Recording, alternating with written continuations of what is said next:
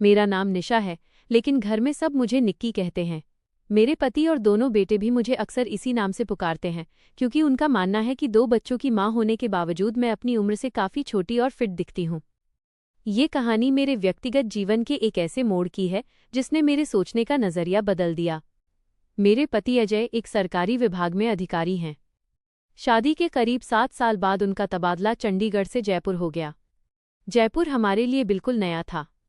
वहाँ अजय के एक पुराने परिचित विक्रम ने हमारी बहुत मदद की।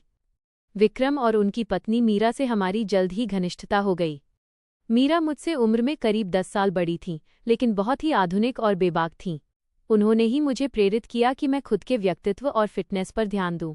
उनकी सलाह पर मैंने एक स्थानीय क्लब जाना शुरू किया, जहां कसरत और योग के दौरान मुझे अपने शरीर में एक नया आत्मविश्वास महसूस होने लगा। एक बार अजय को दफ्तर से लंबी छुट्टी मिली और हमने उदयपुर से कोलकाता की यात्रा का मन बनाया। हमने तय किया कि बच्चे दादा दादी के पास रहेंगे और हम दोनों अकेले इस सफ़र पर निकलेंगे। हमने राजधानी एक्सप्रेस में रिजर्वेशन कराया। जून की तपती गर्मी थी, लेकिन कोच के अंदर एस बड़ी ई की वजह से काफ़ी ठंडक थी। हमारे सामने वाली सीटों पर 2 युवक आए, जिनकी उम्र करीब 28 और 32 वर्ष रही होगी। उनके नाम आर्यन और सुमित थे। वे दोनों सगे भाई थे और बड़े व्यवसायी लग रहे थे। सफ़र शुरू हुआ और बातों का सिलसिला भी।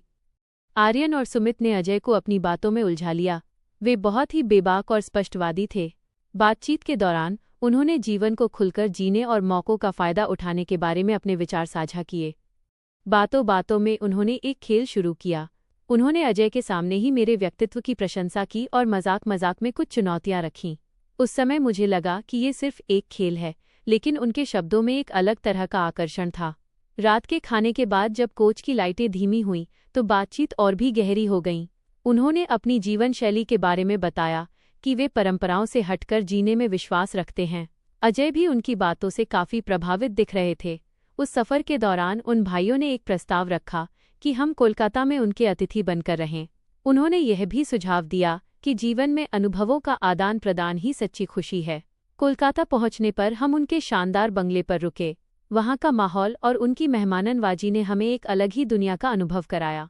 वहां कुछ दिन बिताने के बाद जब वापसी का समय आया, तो मुझे एहसास हुआ कि जीवन सिर्फ बंधनों का नाम नहीं, बल्कि अपनी इच्छाओं को समझने का भी नाम है। विदाई के समय उन्होंने कुछ उपहार देने की कोशिश की, लेकिन मैंने उन्हें विनम्रता से मना कर दिया।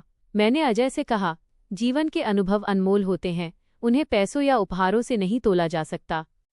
तो दोस्तों, ये थी आज की कहानी आपको कैसी लगी? अगर कहानी पसंद आई हो तो वीडियो को लाइक करें और चैनल को सब्सक्राइब करें।